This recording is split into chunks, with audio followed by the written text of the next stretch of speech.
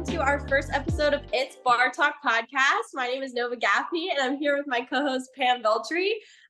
This is a little bit unconventional. This isn't the way that we were going to film our first episode, but Pam booked a show, and she is out in Pullman, Washington. So we're doing a little bit of a virtual episode recording today. How are you doing, Pam? I'm doing good. I'm doing good. It's cold and rainy here, but it's also like beautiful, so super fun. That's amazing. I'm in the opposite. I just moved to Savannah, Georgia, and it is so hot here. It's fall, but yesterday it was almost 100 degrees. So we're in opposite climates at the moment. But I'm super excited to be doing this first episode. I think probably what we should do today is a little bit of an introduction. So if you want to go ahead and tell us a bit about your dance background, and then I'll do the same and tell everybody a little bit about mine. Yeah. Okay. Where to start? No. I think at this point now I've been dancing for 19 years, if that's correct. It might be 20. But yeah, so a very long time. I started dancing when I was 2 because my older cousin was dancing on stage, and if she did it, I had to do it. And then I started training in mostly ballet, like a very classical ballet focused school, when I was 5. And I absolutely adored it. I also trained in jazz and modern and contemporary, I guess. Yeah, that would be it. But so yeah, I danced at that studio for a long time and continued with classical ballet. I did the summer intensives and the whole ballet thing. And then after I graduated high school, I was a trainee with Ballet Met in Columbus, Ohio. So I was 17 and I moved from my home in Rochester, New York to Columbus, Ohio, which was fun and full of things. But then COVID happened. So then the shutdown happened. And during the shutdown, I had plenty of time to reflect on my dance training and experiences and how I truly felt.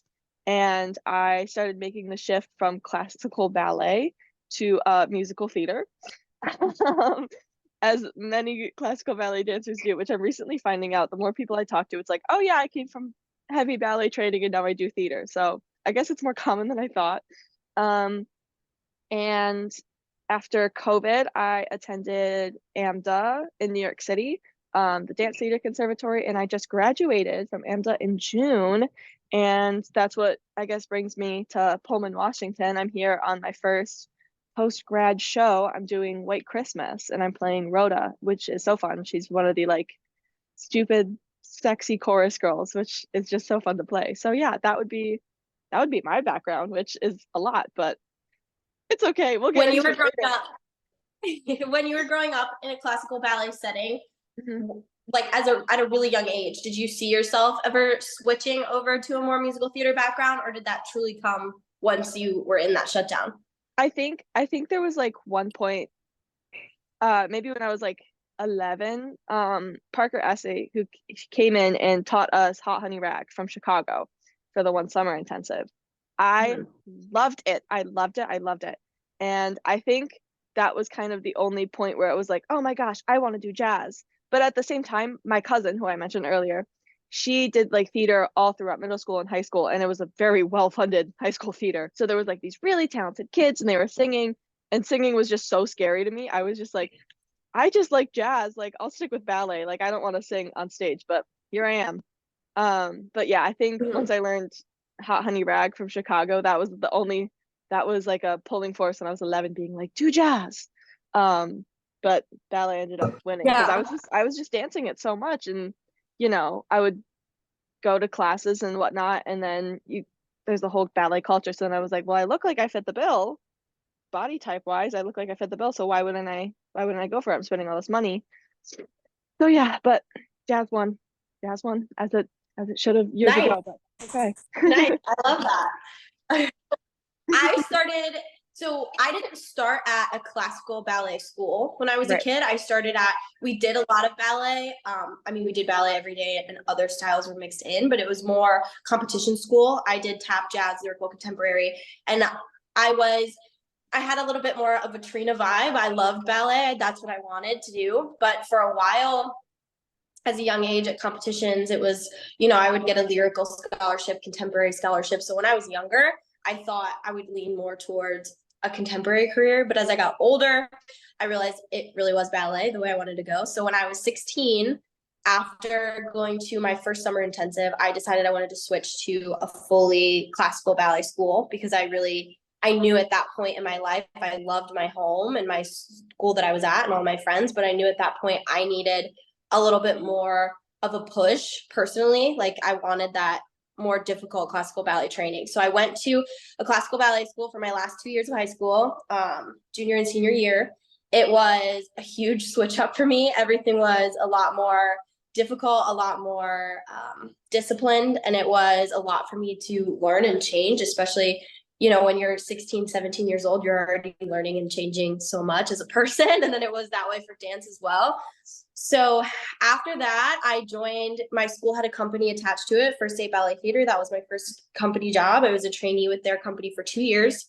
And then the COVID shutdown happened. And when the COVID shutdown happened, they weren't going to go back for a season. And I knew that that was a very smart idea COVID wise, but I also felt in my career, if I didn't continue training, I was going to lose everything that I had learned from them. And I thought to myself, I need to go somewhere, whether we do performances or not, I'm going to go in a studio and have other dancers around me. I knew I needed that. Mm-hmm.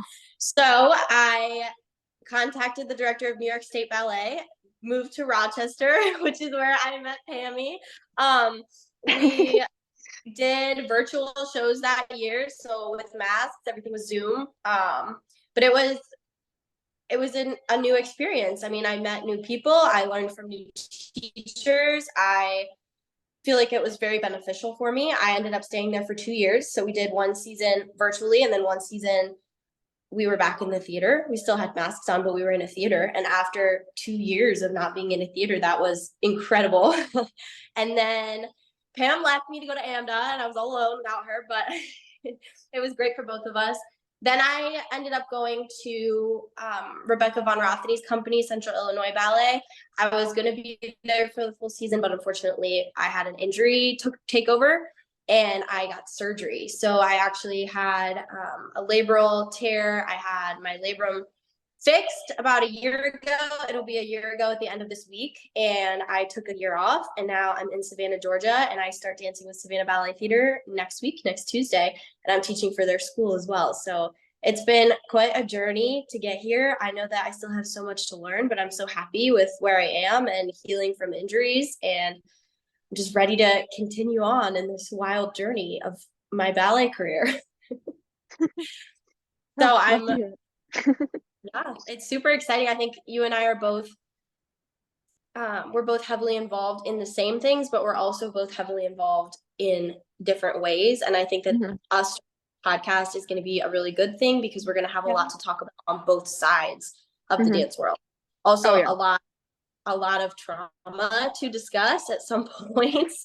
I know that we both have had some interesting experiences with teachers, with eating, with other company members, and nothing that we're ever going to say on the show is going to be negative towards anyone, but I think I want this to be a very educational type show because I know there are a lot of my students ask me questions all the time about food and injury, and I think that you and I both have a lot of experiences that we can share. I know I'm no expert, but I know I can share my personal experiences, and if they do something fun, that's awesome. It's also just fun to talk about dancing. I mean, we love so yeah, I think another thing too is like so many dancers that I've talked to, like they'll be like, I'll like say something crazy that like I'm like, oh, only one teacher has ever done this to me, and then another person that I'm talking to will be like, oh no, that same thing happened to me. But then like none of us really acknowledge the fact that like, hey, that's crazy.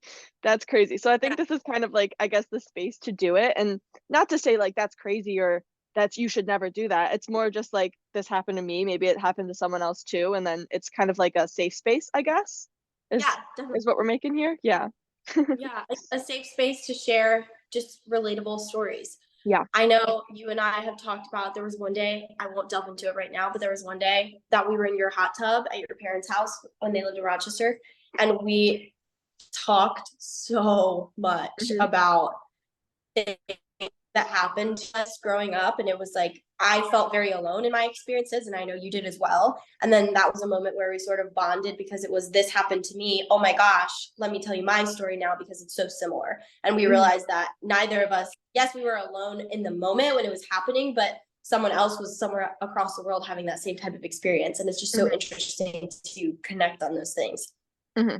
Yeah, definitely. So that's kind of what that's kind of what the show is going to be about. It's going to be about all things ballet. So we have good stories, we have bad stories. I know it's sort of an introductory episode, but we can go ahead and ask a couple questions. And one of those questions, I think this is a funny opener. What is one of the worst like on stage experiences you've had? So it could be something funny, it could be something tragic, maybe you fell, maybe there were lighting issues, whatever it is, just tell me your most interesting on stage experience. I know mine, it makes me chuckle, so I want to hear yours. I was doing some kind of angel in the Nutcracker. It was like one of those Nutcracker roles. You know how they like add extra roles for kids, where it's like it's not a real role, and any other place is not going to know what this is. So one of those angel roles. So they had like different sets of angels. They had like angels that other kids from other studios could audition for, which I did. You know, or like younger kids at the studio as they kind of like grow up, they would grow into like angels. So there was that, and then behind those angels, the big angels would be I think they were called lead angels, and they would be like 8 dancers at the studio standing behind the angels and just kind of like holding a candle, which I felt really bad for because then all of these children are running in front of them. But you know, that's okay. Anyways, then they got their moment, and then afterwards these characters called Holly Sprites, another kid's role, would come in, and then the archangels would wear point shoes. That was the big thing with this one.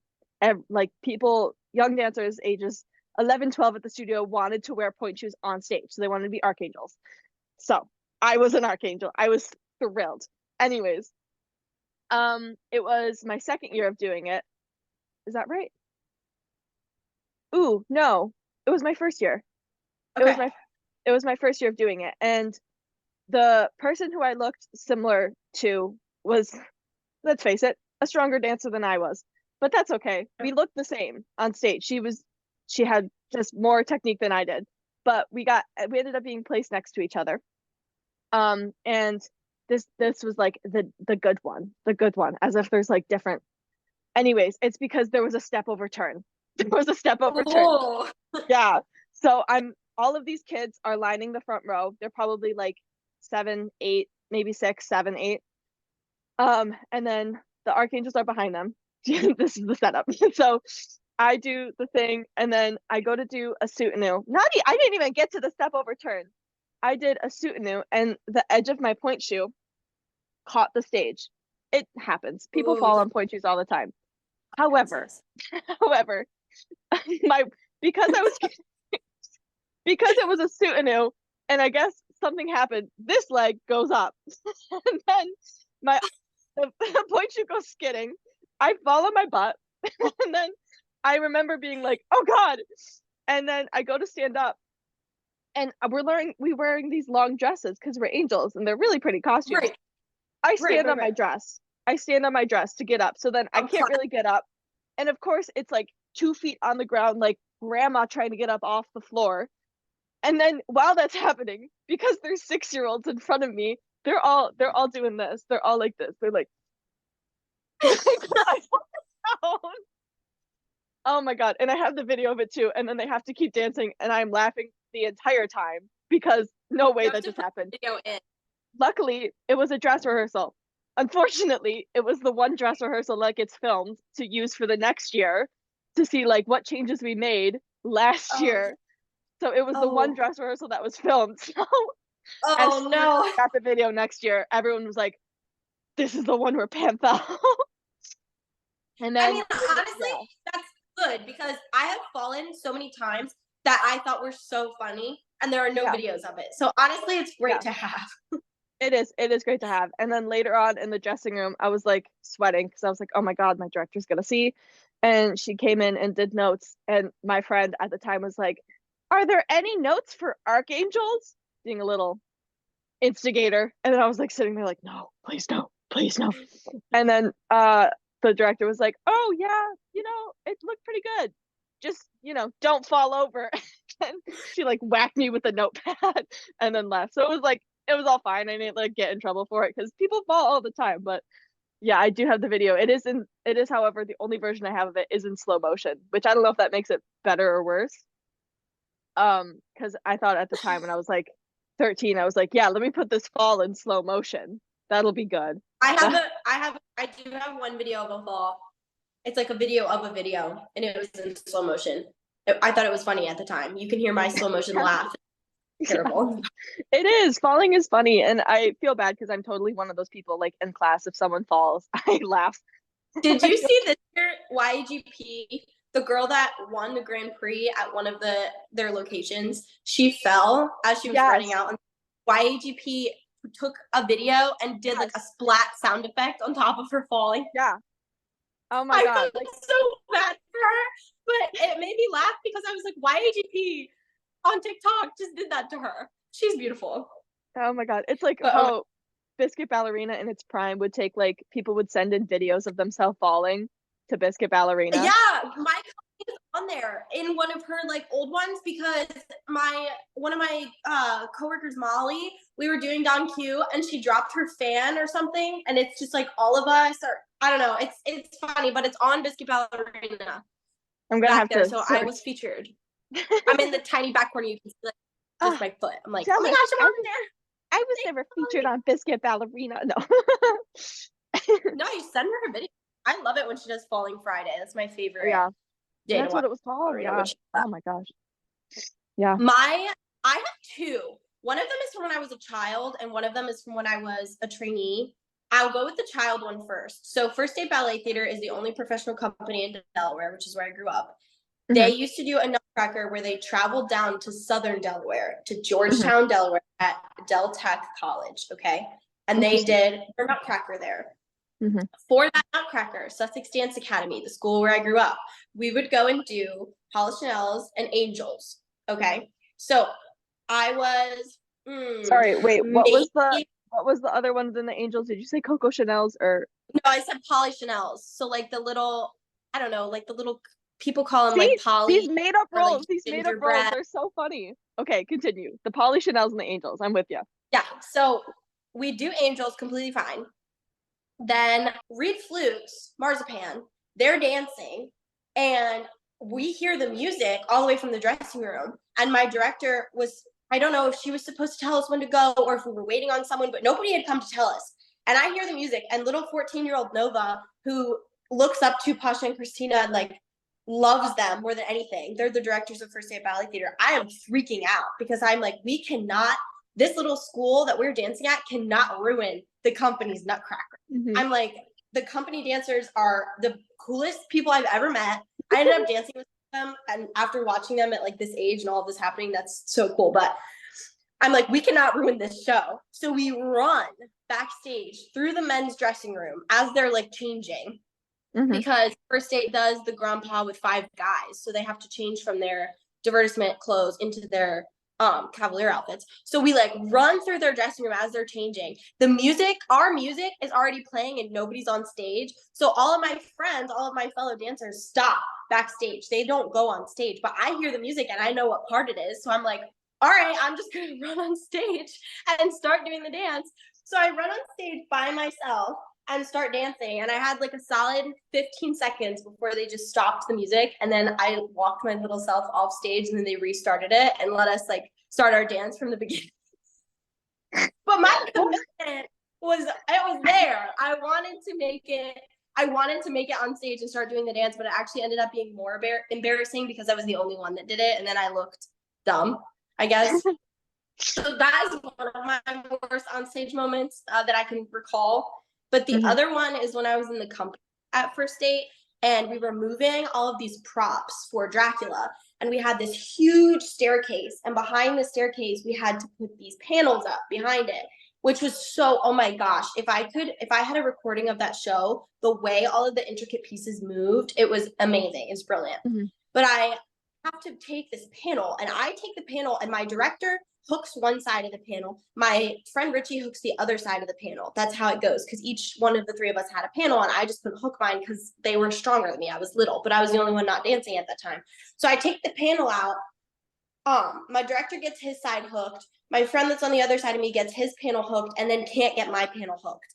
Like, it just won't latch. It won't click. But then he has to go dance. So he leaves, and I'm standing on stage behind the panel holding this thing up with my arms shaking for like 45 seconds for the entire scene, just standing behind this panel. And I see my director in the wing, and he's like, it's okay. It's going to be okay. Like, you're going to be fine. Just don't drop it. Because this thing was probably 9 or 10 feet tall.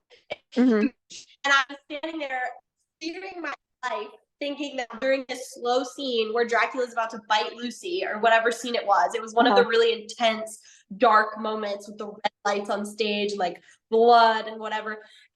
And I'm standing there. Richie like spun back around and came over and latched it behind the panel, but it was the most fearful I have ever been. I don't think I have ever sweat that much in my whole career. I thought I was about to ruin the ballet. That was always a joke my friends and I made. If something even slightly went wrong, it was like, you ruined the ballet. And I'm standing there thinking, I'm about to ruin the ballet. I'm going to die. That was my thought process. It was the scariest thing ever. So that's probably my worst on stage experiences, those two. It's going to be good because you have a video to go along with it. I do. I think I'm just going to leave it at the one story. I'll leave them wanting more. We'll definitely have this conversation again. And I know that we have a couple people that want to come on and tell some stories.